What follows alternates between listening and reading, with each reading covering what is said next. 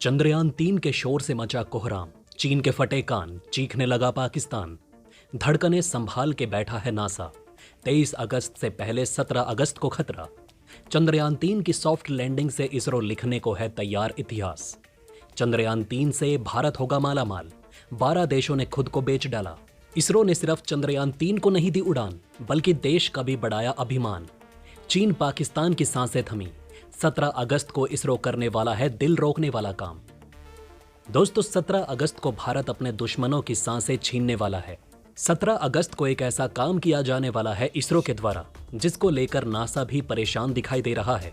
पाकिस्तान चीन की धड़कनें बढ़ चुकी हैं।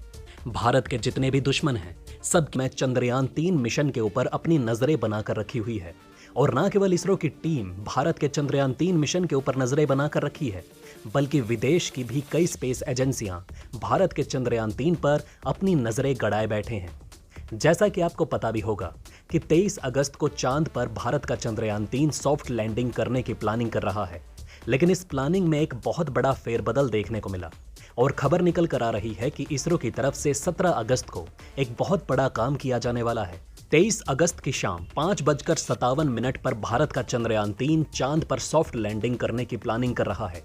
17 अगस्त को इसरो की तरफ से ऐसा कुछ किया जाने वाला है जो कि सॉफ्ट लैंडिंग से भी बड़ा काम होने वाला है।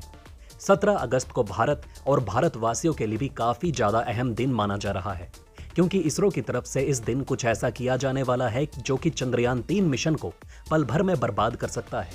एक गलती पूरे मिशन को तहस नहस कर सकती है।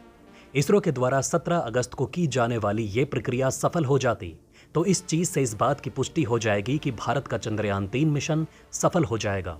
इसके अलावा सबसे पहले तो हम आपको बताते चलें कि भारत के चंद्रयान 3 मून पर सक्सेसफुल लैंडिंग होने के बाद भारत को अरबों डॉलर की कमाई होने वाली है।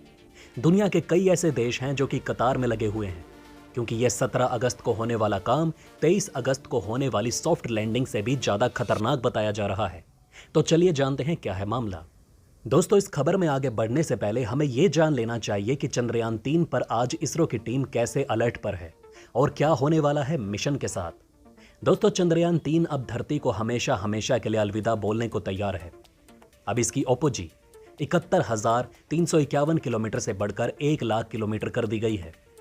इसरो वैज्ञानिक चंद्रयान 3 को 1 लाख किलोमीटर के ऑर्बिट में इसलिए डाल रहे हैं ताकि वो ल्यूनर ट्रांसफर ट्रैजेक्टरी यानी कि चंद्रमा की ओर जाने वाले हाईवे पर जा सके। लेकिन इस हाईवे पर जाने से पहले चंद्रयान 3 को कितनी स्पीड हासिल करनी होगी? आम भाषा में हम इसे स्पीड में समझते हैं, लेकिन इसरो वैज्ञानिक इसको वेलोसिटी के तौर पर गिनते हैं।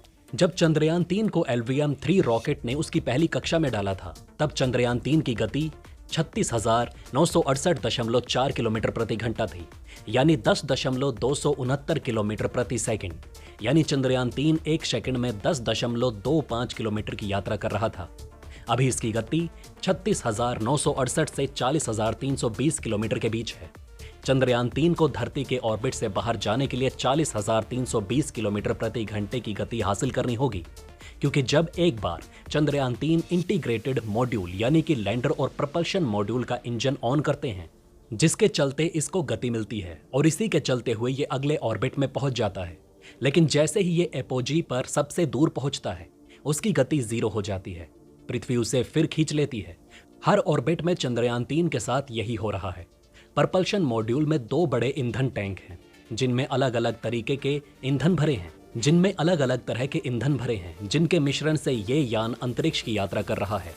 चौथे ऑर्बिट तक चंद्रयान 3 धरती का एक सही समय पर चंद्रमा तक पहुंच सके।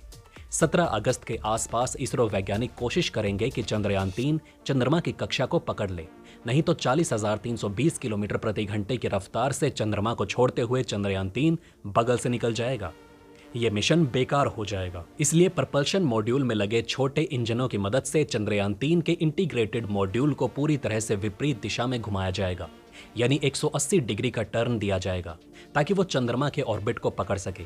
ये काम चंद्रमा की सतह के करीब 84,000 किलोमीटर ऊपर होगा। यहां से चंद्रयान की गति धीमी की जाएगी। फिर उसकी गति को कम करके चंद्रयान 3 के लैंडर मॉड्यूल को 100 गुना 100 किलोमीटर के गोलाकार कक्षा में डाला जाएगा।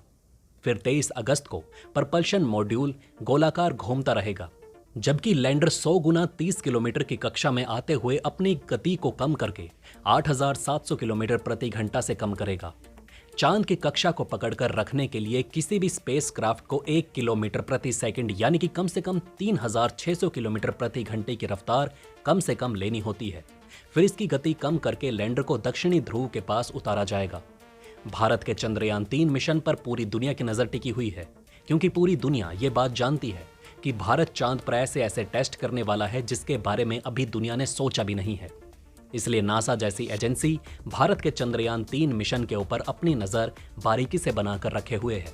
भारत को इतिहास लिखने के लिए भारत के चंद्रयान 3 की चांद पर सफल लैंडिंग होना बहुत जरूरी है। चंद्रयान 3 की सफल लैंडिंग ही डिपेंड करेगी